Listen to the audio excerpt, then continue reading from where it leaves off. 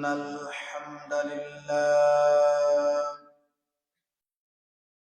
الحمد لله نحمده ونستغفره ونؤمن به ونتوكل عليه ونعوذ بالله من شرور أنفسنا ومن سيئات أعمالنا من يهده الله فلا مضل له ومن يضلل فلا هادي له وأشهد أن سيدنا وسندنا وحبيبنا وحبيب ربنا وطبيبنا وطبيب قلوبنا ومولانا محمد الذي أرسله بالحق بشيرا ونذيرا وداعيا إلى الله بإذنه وسراجا منيرا أما بعد فقد قال الله تعالى في كلامه المجيد وفي فرقانه الحميد أعوذ بالله من الشيطان الرجيم بسم الله الرحمن الرحيم حميم والكتاب المبين إنا أنزلناه في ليلة مباركة إنا كنا منذرين فيها يفرق كل أمر حكيم صدق الله العظيم وصدق رسوله النبي الحبيب الكريم عن أبي موسى الأشعري رضي الله تعالى عنه قال عن النبي صلى الله عليه وسلم قال إن الله لا يطلع في ليلة النصف من شعبان فيغفر لجميع خلقه إلا مشرك أو مشاح وقال تعالى في شان حبيبه مخبرا وآمرا إن الله وملائكته يصلون على النبي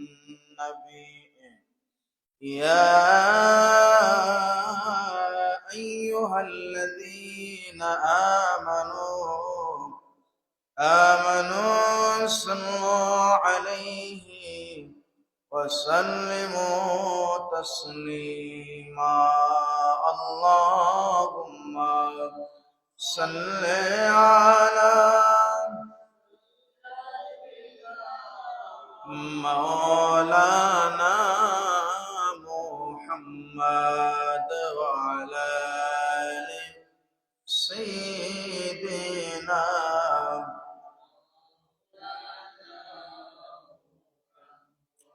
আর কতকাল কাটব মোরা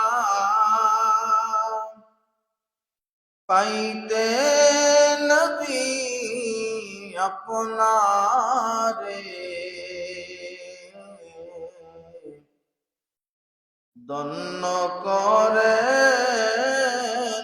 মোদের জীবন দিয়ে আপনার দিদারে। আল্লাহুম্মা সাল্লি আলা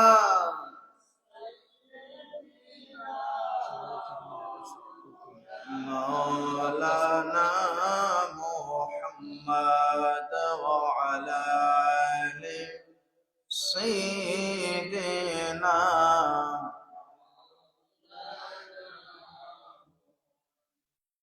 मुहम्मद नम प्यारा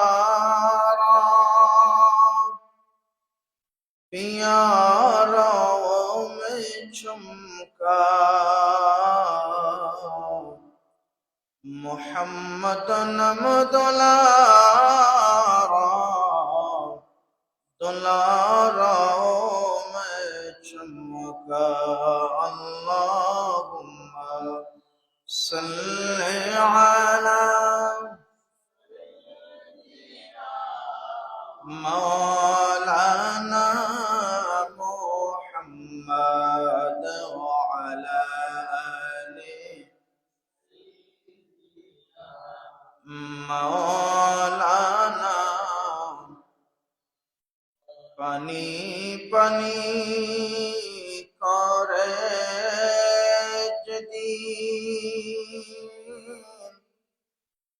कदबा मुरा हशोरे। पानी पानी करे जदी कदबा मुरा हशोरे। সেদিন আপনি দিবেন পানি, সেদিন নবী গো দিবেন পানি, নিয়ে হাউজে কাউসারে। আল্লাহুম্মা সাল্লি আলা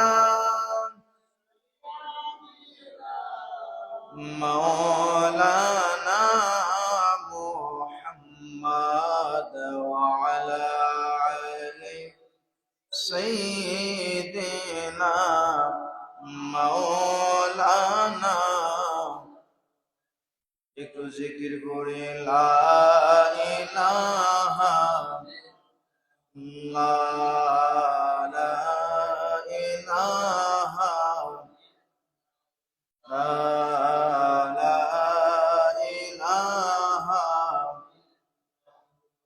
حسبي ربي جل الله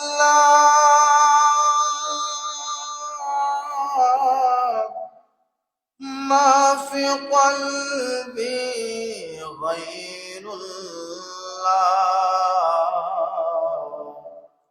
نور محمد صلى الله لا إله إلا الله لا إله إلا الله لا إلا الله لا إله إلا الله لا أول آخر ہے اللہ ظاہر باطن ہے اللہ یا جلیل یا اللہ یا جبار یا اللہ لا الہ الا اللہ لا الا اللہ لا إلا الله لا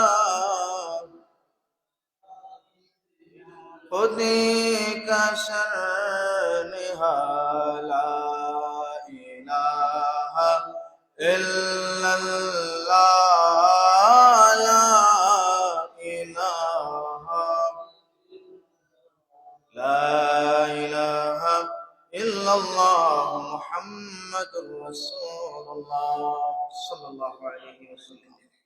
سبحانك لا علم لنا إلا ما علمتنا إنك أنت العليم الحكيم. اللهم صل وسلم وبارك عليه. সম্মানিত মুসলিম کرام, মুরব্বিয়ানে আযম, মহান আল্লাহ সুবহানাহু ওয়া তাআলার দরবারে অসংখ্য অগণিত শুকরিয়া আদায় করি যে মহান রব্বে কারীম আজকের পবিত্র শাবান মাসের দ্বিতীয় শুক্রবার আমাদের সামনে মোতাবারক একটা রাত, নিসফে শাবানের রজনী, জুমাবার দিন, মুসলমানদের ঈদের দিন, আল্লাহ পাক রব্বুল আলামিন পছন্দ করে ভালোবেসে আল্লাহর ঘর মসজিদের মধ্যে আমাদেরকে আসার বসার তৌফিক দিয়েছেন। সেজন্য মহান রবের দরবারে তার পছন্দের কালেমাতুশ শুকর আমরা সকলে আদায় করি আলহামদুলিল্লাহ। লক্ষ কোটি দরুদ ও সালাম জানাই আকায়ে নামদার তাজদারে মদিনা সাইয়্যিদুল মুরসালিন খাতামুন নবীন শামসুদ দোহা বদরুদ্দোজা রাসূল আরবি ওয়াল আজমি ইমামুল মুরসালিন সাইয়্যিদুল মুরসালিন নবিয়ুস সাকালাইন নবী মুহাম্মদ রাসূলুল্লাহ সকলে পড়ি সাল্লাল্লাহু আলাইহি ওয়াসাল্লাম। প্রিয় হাজরিন, আল্লাহ পাক রব্বুল আলামিন আমাদেরকে উম্মতে মুহাম্মদী হিসাবে যতটুকু নিয়ামত দান করেছেন, তন্মধ্যে অন্যতম একটা নিয়ামত হচ্ছে শাবান মাসের নিসফে শাবান, অর্থাৎ শাবান মাসের মধ্যম, নিসফে শাবানের লাইল, মধ্য রজনী আমাদের জন্য অতীব গুরুত্বপূর্ণ। এর রাত সম্পর্কে পবিত্র কোরআন আল কারিমের সূরাতুদ দুখানের মধ্যে আল্লাহ পাক রব্বুল আলামিন আয়াতে কারিমা নাজিল করে ইরশাদ করেন, হামিম ওয়াল কিতাবিল মুবিন। আল্লাহ তাআলা পবিত্র কোরআন আল কারিমের শপথকে বলতেছেন, ইন্না আনজালনাহু ফি লাইলাতিন মুবারাকা, আমি এই রাত্রে অবতীর্ণ করেছি, ইন্না কুন্না মুনজিরিন। এই আয়াতে কারিমা 1 থেকে 6 নম্বর আয়াতে কারিমার মধ্যে আল্লাহ পাক রব্বুল আলামিন এই রাতের সম্পর্কে ইরশাদ করেছেন। মুফাসসিরিনে কেরামরা বেশিরভাগ মতবাদ দিয়েছেন এই রাত দ্বারা নিসফে শাবান, আবার কতক মুফাসসিরিনে কেরাম বলেছেন এই রাত দ্বারা রমজানের লাইলাতুল কদর। আবার যে সমস্ত মুফাসসিরিনে কেরামরা বলেছেন এই রাত দ্বারা লাইলাতুল কদর, তাদের জবাব দিচ্ছেন লাইলাতুল কদর সম্পর্কে আল্লাহ তাআলা পবিত্র কোরআনের সম্পূর্ণ পরিপূর্ণ একটা সূরা নাযিল করেছেন, সূরাতুল কদর। এজন্য তাদের জবাব দিচ্ছেন যে কদর সম্পর্কে তো আল্লাহ কোরআনে একটা সূরাই আলাদাভাবে নাযিল করছেন, আর এই আয়াত দ্বারা আল্লাহ তাআলা পবিত্র কোরআনে নিসফে শাবানের লাইল অর্থাৎ শবে বরাতের রজনী সম্পর্কে, গুরুত্ব সম্পর্কে আল্লাহ তাআলা বলেছেন। এখানে মুফাসসিরিনে কেরামরা আরেকটা ব্যাখ্যা দেন, আমি নাজিল করেছি মানা হচ্ছে পবিত্র কোরআন আল কারীমকে আল্লাহ পাক রব্বুল আলামিন এই নিসফে শাবানের রজনীতে অর্থাৎ শবে বরাতের রাতে জিবরাইল আমিনের কাছে দিয়েছেন, আর জিবরাইল আমিন পবিত্র রমজান আল মুবারকের লাইলাতুল কদরে আল্লাহ নবীর কাছে পৌঁছাইছেন, বলে সুবহানাল্লাহ। তো নবী করিম সাল্লাল্লাহু আলাইহি ওয়াসাল্লামের জন্য আমরা এত নিয়ামত পেয়েছি। তো প্রিয় হাজরিন کرام, আমাদের সামনে আজকে যে রজনী নিসফে শাবান, আমরা নিসফে শাবানের কিছু ফজিলত, আমাদের করণীয়, আমাদের বর্জনীয়, ইসলামী শরীয়তের ভিতরে কোন কোন কাজগুলো করা যায়, কোন কোন কাজগুলো করা যাবে না, এ বিষয়ে আমাদেরকে সজাগ দৃষ্টি থাকতে হবে এবং এ বিষয়ে আমাদের ধারণা থাকতে হবে।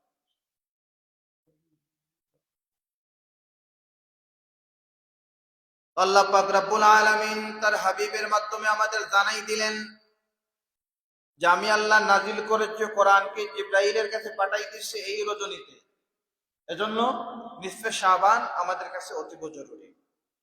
নিসফে শাবান সম্পর্কে আল্লাহ নবীর হাদিস হযরতে আবু মুসা আল আশআরী রাদিয়াল্লাহু তাআলা থেকে বর্ণিত হাদিসটা, ইন্নাল্লাহা লা ইয়াত্তালিউ ফি লাইলাতিন নিসফি মিন শাবান, এই রজনীতে আল্লাহ পাক রব্বুল আলামিন বান্দার ফায়াগফিরু লিজামি খালকিহি, সমস্ত সৃষ্টিদের ক্ষমা করে দেন, মাফ করে দেন, ইল্লা লিমুশরিকিন আও মুশাহিন, দুই দল মানুষ ব্যতীত। তারা কারা?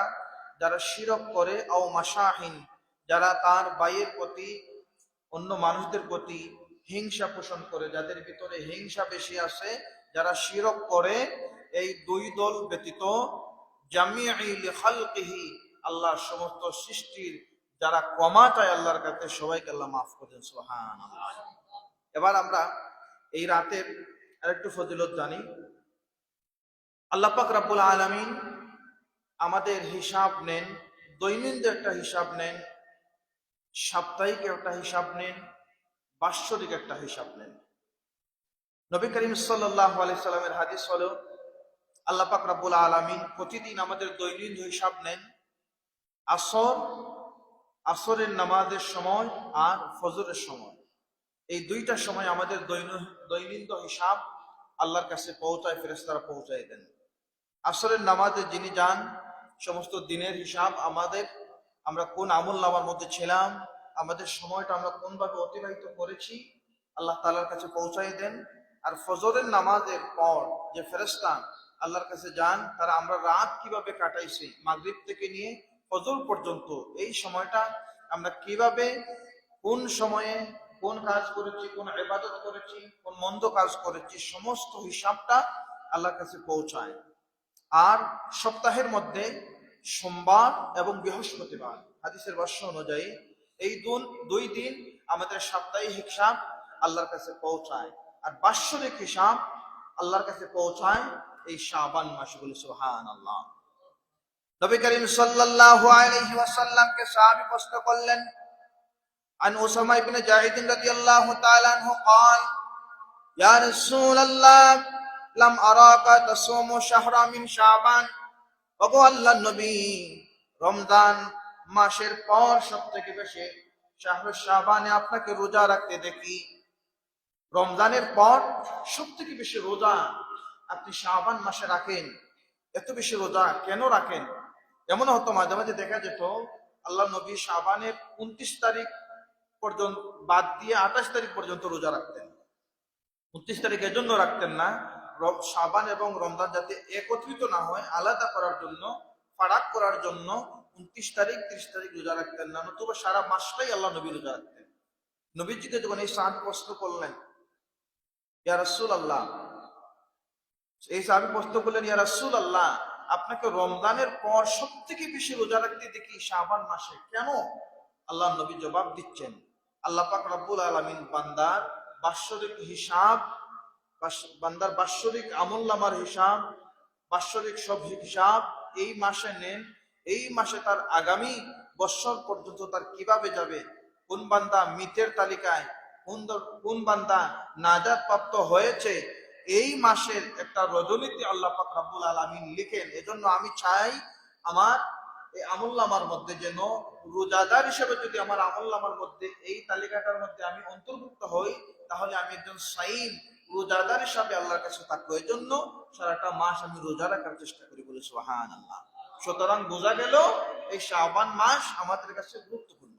আল্লাহ নবী আরেকটা হাদিস হলো, قال رسول الله صلى الله عليه وسلم شهر رجب شهر الله شهر شعبان شهري شهر رمضان شهر الأمة।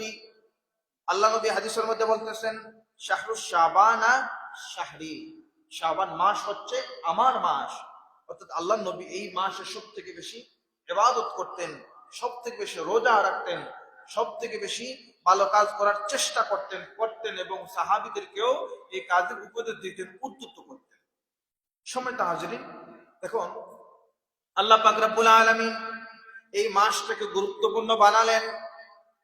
নবী করিম সাল্লাল্লাহু আলাইহি ওয়াসাল্লামের সাহাবী হযরত ইবনে ওমর, তাকে আব্দুল্লাহ ইবনে ওমর রাদিয়াল্লাহু তাআলা আনহু বলা হয়, তিনি বলেন, খামসু লায়ালিন লা ইয়ারুদ্দু ফীহিন্না দুআ।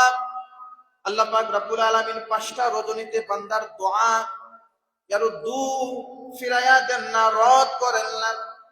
5টা রজনীর মধ্যে লাইলাতুল জুমআ, প্রতি জুমার রাত যখন কোনো বান্দা আল্লাহর কাছে ক্ষমা চায়, আল্লাহর কাছে রোনা জারি করে, এই বান্দার দোয়া আল্লাহ পাক ফিরায়া দেন না, বলে সুবহানাল্লাহ।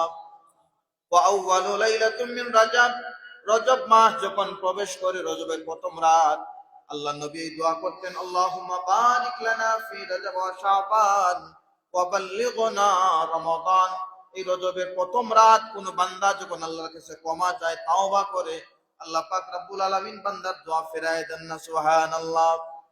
এরপরে আল্লাহ নবী বলতে, এই সাহাবী বলতেছেন, ওয়া লাইলাতুল ঈদাইন, 2টা ঈদের রাত, যে রাতগুলোতে আমরা দুনিয়ার রং তামাশার মধ্যে মত্ত হয়ে যায়, আনন্দতার মধ্যে বেকুল হয়ে যায়, এই 2টা ঈদের রাতে কোন বান্দা যখন আল্লাহর কাছে দোয়া করে, আল্লাহর কাছে ক্ষমা চায়, আল্লাহ নবীর সাহাবী বলতেছেন, আল্লাহ পাক রব্বুল আলামিন বান্দার দোয়া সাথে সাথে কবুল করেন, সুবহানাল্লাহ।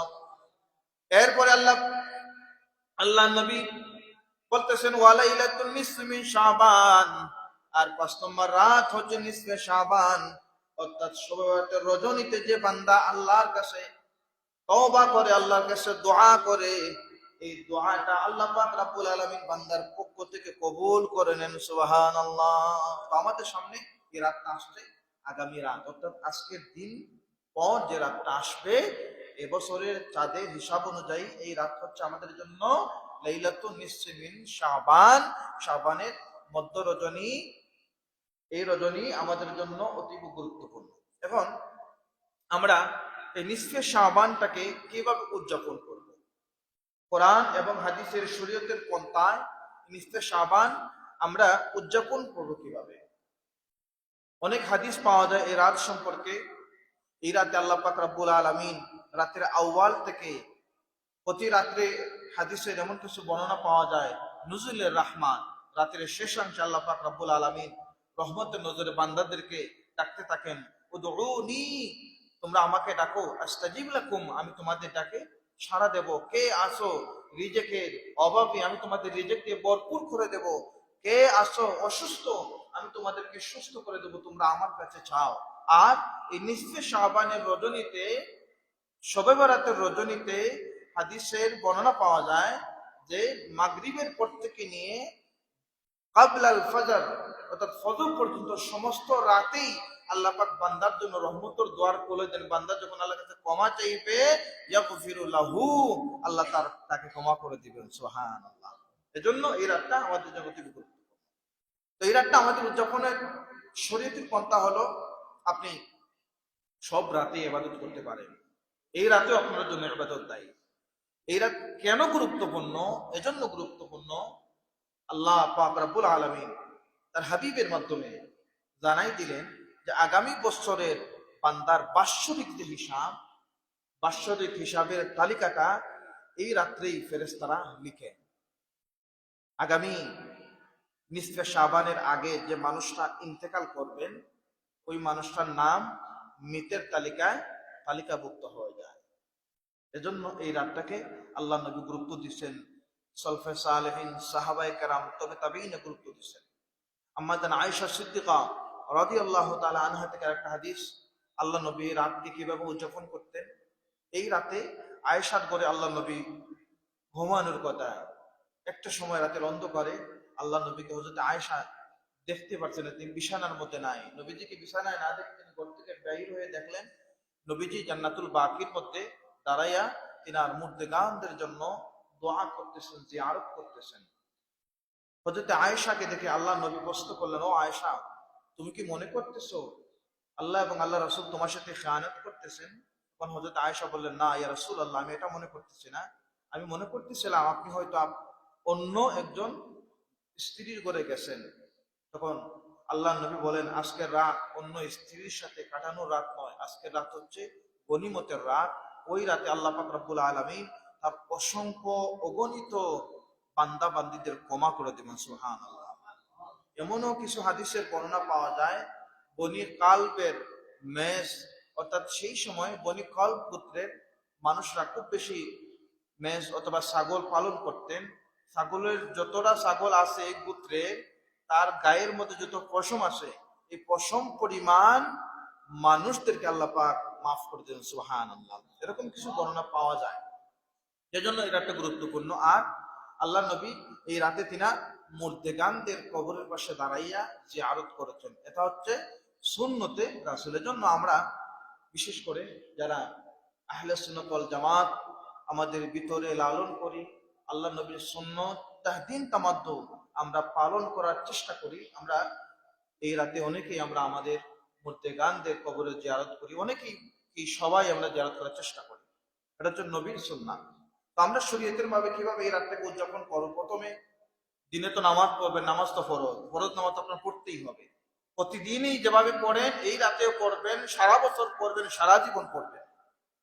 আর এই রাতটাকে আলাদাভাবে আপনি দামি বা আপনার জন্য কল্যাণকর করতে যাইয়া আপনি যে কাজটা করতে পারেন, আমরা যে কাজটা করতে পারি, বিশেষ করে মা বোনরা খেয়াল করবেন, মাগরিবের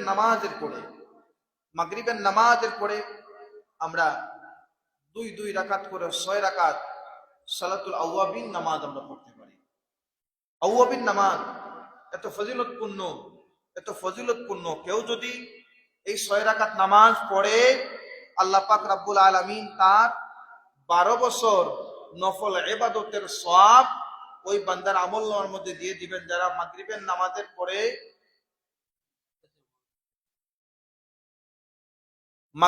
নামাজের পরে 6 রাকাত দুই রাকাত করে 6 রাকাত আওয়াবিন নামাজ যারা পড়েন, আল্লাহ নবীর হাদিস অনুযায়ী এই 6 রাকাত পড়নেওয়ালা মানুষ 12 বছর নফল ইবাদতের সওয়াব তার আমলনামার মধ্যে দিয়ে দেওয়া হবে সুবহানাল্লাহ। মাত্র 6 রাকাত নামাজ আওয়াবিন নামাজ, এটা আপনার প্রতিদিন প্রতি রাতে আপনি পড়তে পারেন মাগরিবের নামাজের পরে। আর এই রাতটা গনিমতের গুরুত্বপূর্ণ, এজন্য পড়ার চেষ্টা করবেন। এরপর আপনি পবিত্র কোরআনের সূরাতুল ওয়াকিয়া, যারা কোরআন পড়তে পারেন, সূরাতুল ওয়াকিয়া আমরা তিলাওয়াত করব। এই সূরা যারা প্রতি রাতে যে করে তিলাওয়াত করে, এই হাদিসের বর্ণনা আছে, আল্লাহ পাক রব্বুল আলামিন তার হাবিবের মাধ্যমে, সাহাবীদের মাধ্যমে আমাদেরকে জানাই দিলেন, যার করে পবিত্র কোরআনের সূরাতুল ওয়াকিয়া তেলাওয়াত করা হয়, সে কোনোদিন রিজেকের জন্য অন্যের কাছে হাত পাততে হয় না। আল্লাহ পাক তাকে অপুরন্ত, অপরিমিত, বেনিয়াত, একদম বেসুমার রিজেক দিয়ে ভরপুর করে দেবে সুবহানাল্লাহ। এজন্য আমরা চেষ্টা করব সূরাতুল ওয়াকিয়া তিলাওয়াত করার। এরপর আপনি যেটা করবেন, পবিত্র কোরআনের তিলাওয়াত করবেন, অন্যান্য সূরা, অন্যান্য পারা আপনার যত মন চায় আপনি তিলাওয়াত করতে পারেন। এরপরে আপনি যদি মনে করেন আমি লম্বা সময় ইবাদতে কাটাবো, সালাতুত তাসবিহ নামাজ আপনি পড়তে পারেন। সালাতুত তাসবিহ আল্লাহ নবীর সাহাবী হযরত আব্দুল্লাহ ইবনে আব্বাস রাদিয়াল্লাহু তাআলা আনহু আল্লাহ নবীকে কিছু আমলের কথা যখন প্রশ্ন করেছিলেন যে আমাকে একটু আমলের শিক্ষা দিন, তখন নবীজি বলেছিলেন, আব্বাস তুমি এই নামাজ 4 রাকাত নামাজ পড়বা, আর নামাজে একটা তাসবিহ সুবহানাল্লাহ আলহামদুলিল্লাহ ওয়ালা ইলাহা ইল্লাল্লাহু আল্লাহু আকবার, এই তাসবিহটা পড়ে 300 বার পড়ে, 4 রাকাত নামাজে 300 বার পড়া যায়, প্রতি রাকাতে 75 বার করে। এটা পড়লে নামাজও দীর্ঘ হয়। আর এই কালিমার বদৌলতে, নফল নামাজের বদৌলতে তার ফজিলত হচ্ছে, ওই বান্দা একটা নিষ্পাপ সন্তান যেভাবে গুনাহমুক্ত হয়, কেউ যদি সালাতুত তাসবিহ নামাজ পড়ে, আল্লাহ পাক তাকে নিষ্পাপ সন্তানের মতো গুনাহমুক্ত করে দেন সুবহানাল্লাহ। এজন্য আমরা যাদের ইচ্ছা আছে লম্বা নামাজ পড়ার, আপনার সালাতুত তাসবিহ নামাজ পড়তে পারেন। এরপরে আমরা যেটা করব, বেশি বেশি করে আল্লাহ নবীর উপর দুরূদ শরীফ পড়ব, বেশি বেশি করে আল্লাহর জিকির করব। এরপরে সম্ভব হলে পরের দিন আমরা নফল রোজা রাখব। নফল রোজা, এরকম হাদিসের বর্ণনা পাওয়া যায়, কুমু লাইলাহা ওয়া সুমু নাহারা, তোমরা রাতে ইবাদত করো আর দিনে রোজা রাখো, হাদিসের বর্ণনা পাওয়া যায়। এজন্য আমরা এই রাতে ইবাদত করব আর দিনের বেলা আমরা রোজা রাখবো। কেউ ইবাদত করলো তো সারা রাত আপনি ইবাদত করলেন, পরের দিন আল্লাহর সন্তুষ্টির জন্য নফল রোজা রাখলেন, আল্লাহ পাক আপনার জীবনের গুনাহ মাফ করে দিতে পারেন সুবহানাল্লাহ। এরপরে আমরা আরো কিছু আমল করতে পারি। আমলগুলো কি? আমরা জিকিরের তাহদিন জিকিরের মজলিস করতে পারি, দিনী আলোচনা করতে পারি, এবং যারা গুনাহে লিপ্ত আছে গুনাহগার ভাইদেরকে একটু বোঝাতে পারি। আপনি আপনার বাসায় যে আপনাকে বুঝবে, যে আপনার কথা শুনবে, অনেক সময় অনেক মানুষ আমাদের সামনে লজ্জায় আসতে চায় না, আমরা তাদেরকে বোঝাতে চাই কিন্তু তারা আমাদের সামনে আসতে চান না। কিন্তু আপনি তার বন্ধু, আপনি চাইলে তাকে বোঝাতে পারেন, সে আপনার বুঝটা মানবে। আপনার বন্ধুকে আপনি বোঝাবেন এই রাতের ফজিলত সম্পর্কে, আপনি তাকে মসজিদে নিয়ে আসুন। মসজিদে না হলে আপনার বাড়িতেও নামাজ পড়ুন, অসুবিধা নাই, বাড়িতে পবিত্র আপনি পবিত্র রাখুন। একটা সময় আমাদের এলাকাগুলোতে প্রত্যেকটা মানুষের ঘরে ঘরে কোরআনের তিলাওয়াত করা হতো, কোরআনের তিলাওয়াত করা হতো, মিলাদ শরীফের আয়োজন করা হতো, প্রত্যেকটা ঘর শান্তিতে ভরপুর ছিল। আজকে অনেকের ঘরে স্বামী স্ত্রীর মধ্যে ঝগড়া, স্বামী স্ত্রীর মধ্যে ঝগড়া, বউ শাশুড়ির মধ্যে ঝগড়া। দেখবেন খারাপ জিনের আসর থাকতে পারে। খারাপ জিন প্রতিটা একটা শয়তান তখন তার সর্দারের কাছ থেকে বাহবা পায়, যখন গিয়ে বলে আমি স্বামী এবং স্ত্রীর মধ্যে ঝগড়া লাগাই দিয়ে আসছি, তখন শয়তান বলে তুমি একটা কাজের কাজ করছো, তার সর্দার বলে। তো আমাদের প্রত্যেকটা ঘরের মধ্যে অশান্তিটা বিরাজ করতেছে। এই অশান্তিটা একটা সময় ছিল না। কখন ছিল না? যখন আমাদের গড়গুলোর মধ্যে কোরআনের তিলাওয়াতের আয়োজন করা হতো, যখন আমাদের গড়গুলোর মধ্যে আল্লাহ নবীর দুরূদ শরীফ পড়া হতো, তখন এই গড়গুলোর মধ্যে শয়তান আসতে পারতো না। সুবহানাল্লাহ। যে গড়ের মধ্যে পবিত্র কোরআনের সূরাতুল বাকারা তিলাওয়াত করা হয়, ওই গড়ের মধ্যে শয়তান আসতে পারে না, খারাপ জিন আসতে পারে না। এখন বলেন তো বুকে হাত দিয়ে, এই বছরের মধ্যে কয়দিন আপনার ঘরে বলে সূরাতুল বাকারা আমরা তিলাওয়াত করেছি? এখন ঘরে শান্তি আসবে কি করে? কিন্তু একটা সময় প্রত্যেকটা মানুষের গড়ে গড়ে ইমাম সাহেবদেরকে নিতেন, বড় হক্কানি উলামায়ে কেরামদেরকে নিতেন, নিয়ে তারা তিলাওয়াত করাতেন, দুরূদ শরীফের আয়োজন করা হতো। এরপর কাজটা কি হতো? বেশি মানুষ হতো না, 20 জন 15 জন মানুষ। তারা কারা? আপনার পাশের ঘরে ছোট ছোট বাচ্চারা, আপনার চাচাতো ভাই, আপনার রেহেম সম্পর্কে যারা, তাদেরকে নিয়ে আপনি একসাথে বসে ডাল ভাত খাইতেন। এত বর্তমান সময়ের মতো এত বিশাল আয়োজন আপনি করতেন না। আয়োজনগুলো ছিল সংক্ষিপ্ত, কিন্তু তাদেরকে আপনি খাওয়াতেন যারা আপনার একদম পাশে ছিল। আর এদের কথা আল্লাহ পাক কোরআনে বলছেন, জারিকুল কুরবা ওয়াল জারিল জুনুব, তোমরা তোমাদের নিকটবর্তী তাদের সাথে সুসম্পর্ক রাখো, তোমাদের প্রতিবেশী যারা তাদেরকে গুরুত্ব দাও। এই সময়টা আমরা প্রতিবেশীদেরকে খাওয়াতাম, এই গুরুত্ব দিতাম। এই নিসফে শাবান, নবীর পছন্দের মাসে, নবীর ভালোবাসার মাসে, এজন্য আমাদের ঘরগুলোর মধ্যে অশান্তি ছিল না। শয়তান আসতে ভয় পাইতো। যে ঘরে কোরআন তিলাওয়াত করা হয় ওই ঘরে শয়তান আসে না। এখন এই কোরআন তিলাওয়াত যদি ওই মানুষটা করেন যিনি 5 ওয়াক্ত নামাজ পড়েন, যিনি বেগানা নারীর দিকে তাকান না, যিনি তেনার জবান থেকে খারাপ গালি দেন না, তারা কারা? তারা মসজিদের ইমাম সাহেব হতে পারেন, মাদ্রাসার উলামায়ে কেরাম হতে পারেন, হক্কানি আলিম হতে পারেন।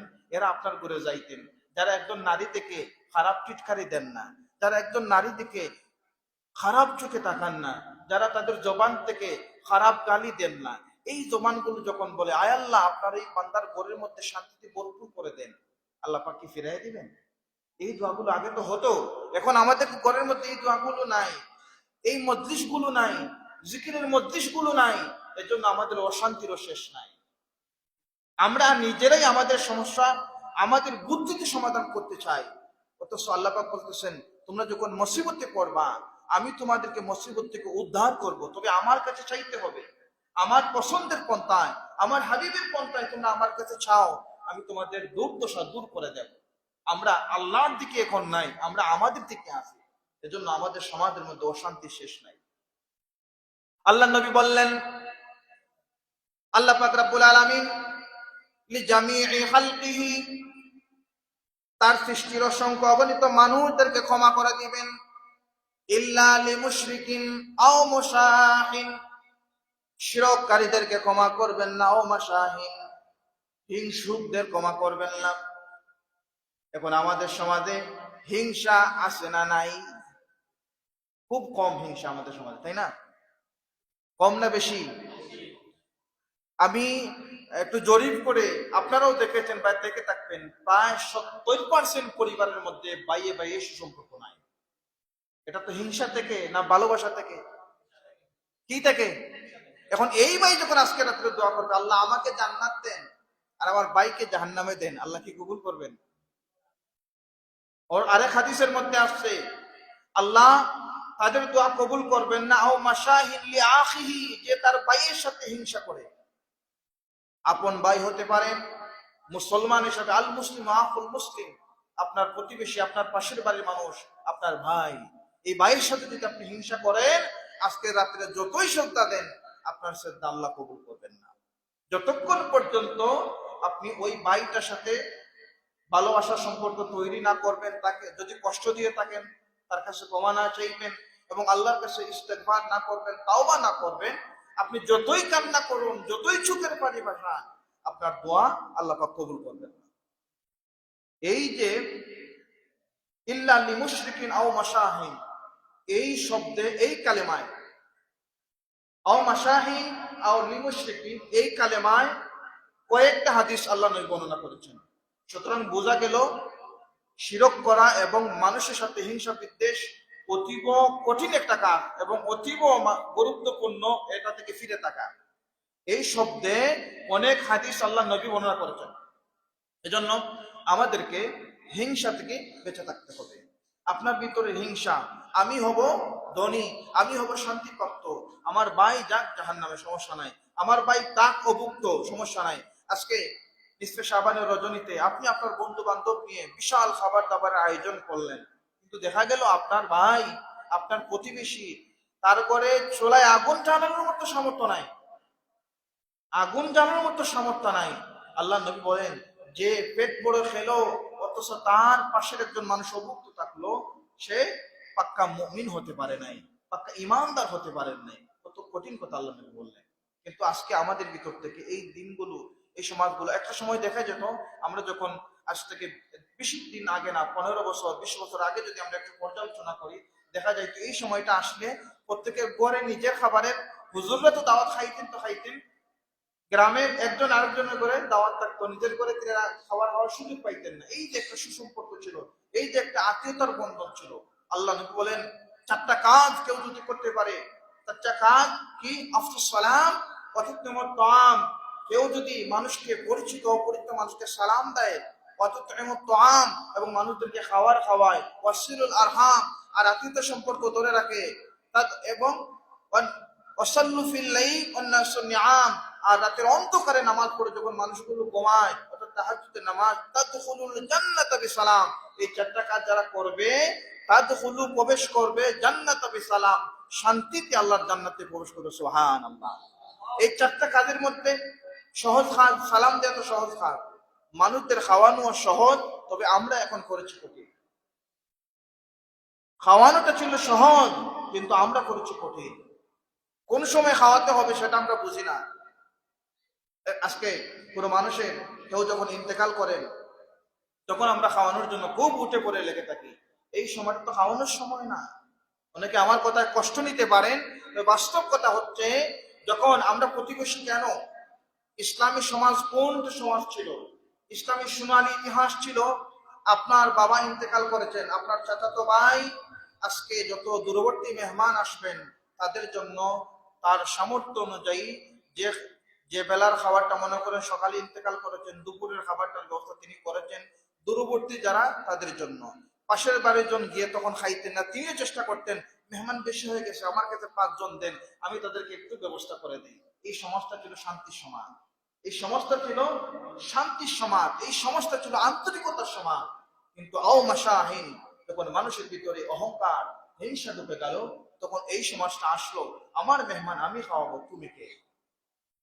আমার মেহমান আমি খাওয়াবো, তুমি কে? যখন এই জিনিসটা আমাদের সমাজের মধ্যে আসছে, তখন আমাদের সমাজ থেকে শান্তি দূর হয়ে গেছে। এই তোয়াম, এই খাওয়ানোর মধ্যে আপনি নেকি খুঁজে পাওয়ান না। এই খাওয়ানোর মধ্যে আপনি অহংকার নিয়ে খাওয়াইছেন, আপনি মহব্বত নিয়ে খাওয়াতে পারেন নাই। মৃত ব্যক্তির ঘরে খাবার খাওয়া বিদআত, মৃত ব্যক্তির ঘরে খাবার খাওয়া বিদআত। এটা আমার কথা নয়, বর্তমান জমানার মুহাক্কিক, উলামায়ে কেরাম, ফকিহগণের বক্তব্য। বলতে পারেন হুজুর কেন?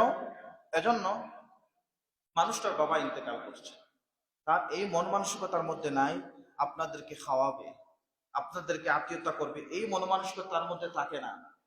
আর যারা আমরা যাই আত্মীয় স্বজন, তাদের মধ্যে খাওয়ার উদ্দেশ্য যেন না থাকে। এটা হলে মৌতের প্রতি, ইন্তেকালের প্রতি আপনার উদাসীনতা চলে আসে। এজন্য যাতে উদাসীনতা না আসে, আপনি খাবার না খাওয়ার চেষ্টা করবেন। আপনি পাশের বাড়ির, আপনি গ্রামের, আপনি চিন্তা করুন না খাইতে। যারা দূর থেকে আসছে, অনেক দূর তার বাড়ি, যেতে কষ্ট হবে, এই সময়টাতে খাইতে পারবে না, এই মানুষদেরকে আমরা খাওয়াবো। অর্থাৎ বেঁচে থাকার জন্য খাবার প্রয়োজন। উইট আমরা খাই যাতে আমরা বেঁচে থাকি, বেঁচে থাকার জন্য খাবার প্রয়োজন। কিন্তু আমরা এই আজকের মৃত্যু দিনে যিনি ইন্তেকাল করেন, এই দিনে আমরা মোটামুটি অন্যান্য দিন আনন্দ করে যেভাবে মানুষ খায়, আমরা এই ফিলিংস নিয়ে খাবার দাবার করি। অথচ ইসলামের ইতিহাসে এটা ছিল না, এটা ছিল না। আমরা নিজেরাই নিজেদের স্বাধীনতায় ও মাশাহি, নিজেদের হিংসায়, নিজেদের ক্ষমতায়, নিজেদের ধ্বংসবরতায় আমরা নিজেরা তৈরি করেছি। ইসলাম কখনো এটা বলে নাই যে তুমি এভাবে করো, এটা আমরা করতেছি, ট্রেডিশন বানাইছে, এটা আমরা ট্রেডিশন বানাইছি। মিথের বাড়িতে খাবারের সাথে সালাদ লাগে অনেক। আমি এমন দেখেছি, একটা গরু জবাই করে গোস্তের তরকারি সাথে ভাত, বিভিন্ন খাবারের আয়োজন করেছেন, মনে হচ্ছে যেন একটা বিয়ে বাড়ির খাবারটা হচ্ছে। অথচ কোন মানুষ যখন ইজা মাতাল ইনসান, যখন কোন মানুষ ইন্তেকাল করে, আপনার ভিতরে মৌতের ভয় আসার কথা ছিল, আপনি যান কিভাবে একটু গোস্তের খাবারটা বেশি খাওয়া যায়, তাহলে আপনার ভিতর থেকে মৃত্যুর ফিলিংসটা চলে গেছে। আর মৃত্যুর ফিলিংস যাতে আপনার ভিতরে আসে, আমার নবী বললেন এই রাতে নিসফে শাবানের রাতে নবী করিম সাল্লাল্লাহু আলাইহি সাল্লাম কবরের পাশে দাঁড়াতেন। তারা জিয়ারত করলেন, জিয়ারত করলে আপনার ভিতরে মৃত্যুর একটা বই আসে। আল্লাহ নবী বলেন এজন্য মাঝে মাঝে তোমরা কবরের পাশে দাঁড়াবা, জিয়ারত করবা, যিনি শুয়ে আছেন তাকে নিয়ে একটু চিন্তা করবা। তিনি আপনার বাবা হতে পারেন, আপনার মা হতে পারেন, আপনার ভাই হতে পারেন, আপনার বন্ধু হতে পারেন, প্রতিবেশী হতে পারেন, তাকে নিয়ে একটু চিন্তা করবা। গতকাল তিনি আমার সাথে ছিলেন, গত বছর আমার সাথে ছিলেন, আজকে তিনি কবরে শুয়ে আছেন। আমি কখন কবরে যাব সেটা জানি না। এই ফিলিংসটা আপনার তখনই আসবে যখন উনার কবরের পাশে যাবে। তখন যদি কবর জিয়ারতে নাই যান, তাহলে মৃত্যুর কথা আপনার ভিতরে আসবে। এজন্য আমাদের উচিত প্রত্যেকের সুযোগ মতো, সুবিধা মতো আমাদের মাইতদের কবরের পাশে দাঁড়াইয়া জিয়ারত করা, তাদের জন্য দোয়া করা। অনেকে কবর জিয়ারতকে বেদাত বলতেন একটা সময়, আলহামদুলিল্লাহ এখন এই ফিতনাটা নাই, প্রত্যেকে এখন কবর জিয়ারত করেন। এটা আমাদের জন্য সুখময় এবং আমাদের জন্য কল্যাণ। কবর জিয়ারত করলে যিনি কবরে শুয়ে আছেন, ইনার থেকে বেশি ফায়দা হবে আপনার। যিনি কবরে শুয়ে আছেন, আপনি তো জিয়ারত করলেন তার জন্য, কিন্তু ফায়দা হবে আপনার বেশি। বলতো হুজুর কিভাবে? আপনার জন্য ফায়দা হবে, আপনি কবরে যাবার জন্য একটু চিন্তা করবেন, কবরে যাবার জন্য একটু চিন্তা করবেন। এখনো জীবিত আছেন, যাতে ভালো কিছু আমল নিয়ে যাওয়া যায়, এই চিন্তা আপনার ভিতরে আসবে যখন আপনি কবরের পাশে দাঁড়াবেন। এজন্য আমরা চিন্তা করব নিসফে শাবানের রজনীতেই আমাদের মাইতের কবরের পাশে দাঁড়াইয়া জিয়ারত করব। এই জিয়ারতের মাধ্যমে আমরা উদযাপন করব। সময়টা হাজরিন, আমাদেরকে যে বিষয়গুলো লক্ষ্য রাখতে হবে, বাদ দিতে হবে। এক সময় আমাদের কিছু সংস্কৃতি ছিল, বাত্তির রাগ বলে আমরা বলতাম, বাত্তির রাগ। আলহামদুলিল্লাহ এখন এটা নাই। এবং কিছু আতশবাজি করা হতো, মোমবাতি জ্বালানো হতো, এগুলো ইসলামী শরীয়তে নাই। এগুলো করা থেকে আমরা বিরত থাকবো। যুবক ভাইরা দলবদ্ধ হয়ে রাস্তাঘাটে হাঁটাহাঁটি করতেন, হই হুল্লোড় করতেন, এটা করা থেকে আমরা বিরত থাকবো। এটা ইসলামী শরীয়ত সমর্থন করে না। এই রাতে অতিরিক্ত আড্ডাবাজি হয়। অনেকে বর্ণনা করে এই রাত যদি দাঁড়াই দাঁড়িয়ে কাটিয়ে দেওয়া হয় সওয়াব হবে। এরকম কিছু জাল বর্ণনা ছিল সমাজের মধ্যে, আলহামদুলিল্লাহ এখন নাই। যে এই রাত ইবাদত না করলে অসুবিধা নাই, কেউ যদি গল্প করে হাটে, শুধু সজাগ থাকতে হবে। শুধু সজাগ থাকলেই লাভ, সজাগ থাকলে শুধু লাভ না ভাই। সজাগ থেকে আপনি আল্লাহর ইবাদত করুন, ইস্তিগফার করুন, দুরূদ শরীফ পড়ুন, তিলাওয়াত করুন, নফল নামাজ পড়ুন, তবেই আপনার ফায়দা হবে। আর আপনি দুনিয়াবি গল্প নিয়ে ব্যস্ত আছেন, এই রাতেও আপনি আরেকজনের গীবত করতেছেন, আরেকজনের সাথে হিংসার কথা বলতেছেন। মানে এমনও হয়েছে শবে রাতে মসজিদে মারামারি কইরা মার্ডার হইছে। আমরা তো দেখেছি, আমরা তো দেখি। তাহলে আপনি কোন শিক্ষা পেলেন ইসলাম থেকে? হাজরিন, এরকম জিনিস থেকে আমরা ফিরে থাকবো। আর সব থেকে গুরুত্বপূর্ণ যে জিনিসটা, আও মাশাহিন, আও মাশাহি, আও মুশাহিন, এই শব্দটা বারবার কয়েকটা হাদিসের মধ্যে আসছে। অর্থাৎ যাদের ভিতরে হিংসা আছে সরিষার দ্বারা পরিমাণ, এই মানুষের দোয়া আল্লাহ পাক আজকে রাতে কবুল করবেন। এজন্য আজকে জুমা থেকে আপনি অন্তর থেকে সমস্ত হিংসা বাদ দিয়ে যাদের সাথে আপনার সম্পর্ক দূরত্ব হয়েছে তাদের সাথে আপনি দেখেন, আমাদের সম্পর্ক হচ্ছে তিন ভাবে। রক্তের সম্পর্ক, আমাদের রক্তের সম্পর্ক, বাবার দিকে যাদের সম্পর্ক, আপনার বাবা, আপনার চাচা, আপনার চাচাতো ভাই, আপনার ফুফু, এরা হচ্ছে আপনার রক্তের সম্পর্কের।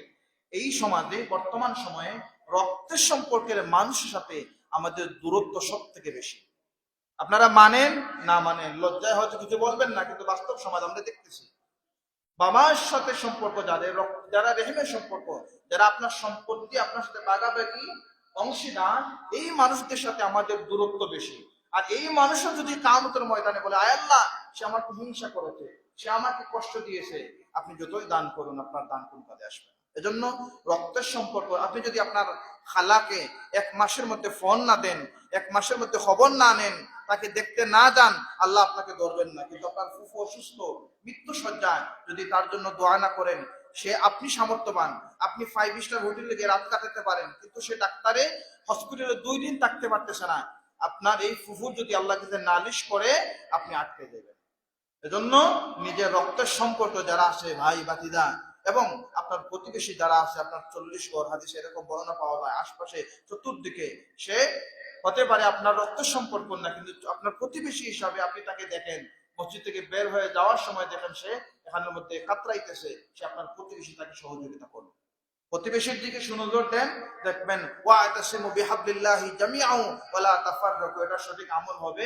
এই সঠিক আমল যখন আপনার মধ্যে হয়ে যাবে, এই নিসফে শাবানের গনিমত আপনাদের জন্য। বলি আলহামদুলিল্লাহ। আল্লাহ পাক আমাদেরকে কবুল করুন। আর আজকে এশার নামাজের আপনারা পরিবর্তন করবেন কিনা?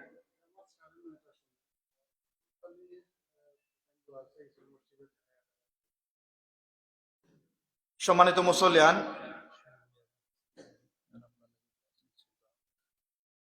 আপনাদের জন্য ঘোষণা, পবিত্র শবে বরাতের রজনীতে আজকে হাসিপাড়া জামে মসজিদে পবিত্র এশার নামাজের জামাত 9:30 সময় অনুষ্ঠিত হবে।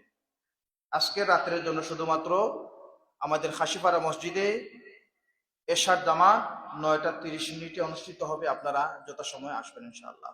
অনেকে মসজিদে দোয়া চেয়েছেন, জনাব আখলুস আলী সাহেব মসজিদে 1000 টাকা দিয়ে দোয়া চেয়েছেন, আল্লাহ তিনার জিন্দা মুর্দা সবাইকে মাফ করে দিন, সকলে বলি আমিন। আস্তাগফিরুল্লাহ, ইন্নাল্লাহা গফুরুর রহিম। আস্তাগফিরুল্লাহ রাব্বি মিন কুল্লি জামবি ওয়া আতুবু ইলাইহি, লা হাওলা ওয়া লা কুওয়াতা ইল্লা বিল্লাহিল আলিয়্যিল আযীম। লা ইলাহা ইল্লাল্লাহ মুহাম্মাদুর রাসূলুল্লাহ। আল্লাহুম্মা আমিন। আলহামদুলিল্লাহি রাব্বিল আলামিন والعاقبة للمتقين والصلاة والسلام على رسوله الكريم وعلى آله وصحابه أجمعين. ربنا ظلمنا أنفسنا وإن لم تغفر لنا وترحمنا لنكونن من الخاسرين. ربنا عليك توكلنا وإليك نبنا وإليك المصير. اللهم صل على سيدنا مولانا محمد وعلى آل سيدنا مولانا محمد صلاة دائمة مقبولة تؤدي بها عنا حقه العظيم. صلاة عبد قلت هيلته ورسول الله وسيلته. اللهم يا حي يا قيوم برحمتك استغيث. আল্লাহ তাআলা পবিত্র জুমাবার দিন আপনার মায়ার বান্দারা দুনিয়ার সমস্ত ব্যস্ততাকে পিছনে ফেলে আপনার মসজিদের মধ্যে হাজিরা দিয়েছেন। আল্লাহ গুনাহগার বুঝিনা, নেককার বুঝিনা, আমাদের প্রত্যেকের জীবনের तमाम গুনাহগুলো maaf করে দেন রব্বুল আলামিন। আল্লাহ দুইল বানা চক্ষুটা বন্ধ করে মনটা নরম করে আপনার কাছে করো, জোরে মোনাজাত করি। আল্লাহ, সারাটা বছর যদি আমরা নামাজ নাও পড়ি আপনার কোনো কমতি হবে না আল্লাহ, কিন্তু আপনি যদি আপনার রহমতের চক্ষুটা আমাদের দিকে একটা বার বন্ধ করে দেন, আমাদের যাবার আর জায়গা নাই। আল্লাহ আজকের নিয়ামতের দিন আমাদের মাফ করে দেন আল্লাহ। আমাদের কলিজার টুকরা মা বাবাদের মাফ করে দেন আল্লাহ। যে বাবার পরিচয় আমার পরিচয় হয়েছে, যে বাবার বাড়িতে আমরা বাড়িওয়ালা হয়েছি, আজকে আমাদের ওই বাবা যাদের অন্ধকার কবরে মনি, তাদের কবর বলে আপনি জান্নাতের বাগান বানিয়ে দেন। রব্বি রহমহুমা কামা রাব্বায়ানি সগীরা। আল্লাহ এখনো মনে পড়ে যাদের মা বাবা এখনো বেঁচে আছেন, বয়স যখন তাদের বাড়তে থাকে, একটা সময় মা বাবা আমাদের কাছে দামি দামি খাবার, দামি উপহার চান না, শুধু এইটাই আমাদেরকে কামনা করেন, বাবা আমি যখন কবরে চলে যাব, কবরে যাইয়া মাঝে মাঝে আমার জন্য দোয়া করিও। আয় আল্লাহ, বাবারা মন নরম করে বলেন, ডাক্তারে নিয়ে লাভ হবে না, আমাকে বাড়িতে নিয়ে নাও, একটু আমাদের নাতি নাতকরকে দেখবো, আর আমি যখন কবরে যাব তাদের নিয়ে তুমি আমার কবরের পাশে দাঁড়াই একটু দোয়া করিও। এই বাবা যুবক অবস্থায় আমাদেরকে খাওয়াতে পড়াতে যাইয়ে কত নামাজ পড়েছেন, আল্লাহ আমাদের মাফ করে দেন। আল্লাহ আমাদের বাবাদের মাফ করে দেন। আল্লাহ সন্তান যখন দুনিয়ার জমিনে আসে, বাবা এত খুশি হয়, এত খুশি হয়। এমন বাবার গল্প শুনেছি যারা 40 রাত পর্যন্ত ঘুমায় না, সন্তানকে কোলে নিয়ে বসে থাকে, যাতে করে এই সন্তানটা হায়াতে জীবিত থাকে, যাতে জিন জিন্নাত তাকে অসহায় করতে পারে। আল্লাহ আল্লাহ যে মা আমাদের দুনিয়াতে আনতে যাইয়া এত কষ্ট করেছেন, অনেকের মা এই সময়টা ইন্তেকাল করেছেন। আল্লাহ এই মাকে আমরা কত কষ্ট দিয়েছি, আজকে মা জননী কবরে ঘুমায়। দুনিয়ার সব কবর আমরা নিতে পারি, মায়ের কবর নিতে পারি না। আল্লাহ কবরবাসী মাদের কবর গুলো জান্নাতের বাগান বানিয়ে দেন রব্বুল আলামিন। আল্লাহ আমাদের হায়াতে আরেকটা নিয়ামত পেয়েছি, সামনে নিঃশ্বাস শাবানের রজনী। আল্লাহ এই রজনীতে আমাদের তোমার ইবাদত করার তৌফিক দাও, আমাদের ভিতর থেকে হিংসা দূর করে দাও, আমাদের ভিতর থেকে হিংসাকে দূর করে দাও। আল্লাহ আমরা যাদের কষ্ট দিয়েছি তাদের অন্তরে আমাদের জন্য মায়া পয়দা করে দাও। আমাদের যারা কষ্ট দিয়েছে আমরা তাদেরকে মাফ করে দিয়েছি, আল্লাহ আমাদের সবাইকে আপনি মাফ করে দেন রব্বুল আলামিন। আল্লাহ আখিরি গুজারিশ, আজকের রজনীতে আপনি আপনার অসংখ্য অগণিত বান্দা বান্দীদের মাফ করে দিবেন। আল্লাহ তাদের সাথে আমাদেরও মাফ করে দিবেন। আল্লাহ অনেকে দোয়া চেয়েছেন, জনাব শের সাহেব তিনার আব্বা আম্মার জন্য দোয়া চেয়েছেন, আল্লাহ প্রবাসী মাইদের মাফ করে দেন। আল্লাহ প্রবাসী নাহিন ভাই তিনার আব্বা আম্মার জন্য দোয়া চেয়েছেন, তাদেরকে মাফ করে দেন। জুবায়ের ভাই তিনার ভাইয়ের জন্য দোয়া চেয়েছেন, আল্লাহ তোমার বান্দাকে মাফ করে দাও। এমনি করে এলাকার এই গ্রামের অনেক মানুষ বারবার জিন্দা মোতার জন্য দোয়া চেয়েছেন, আল্লাহ প্রত্যেকে মাফ করে দেন। তাকাব্বাল মিন্না ইন্নাকা আনতাস সামিউল আলিম ওয়া তুব আলাইনা ইয়া মাওলানা ইন্নাকা আনতাত তাওয়াবুর রহিম।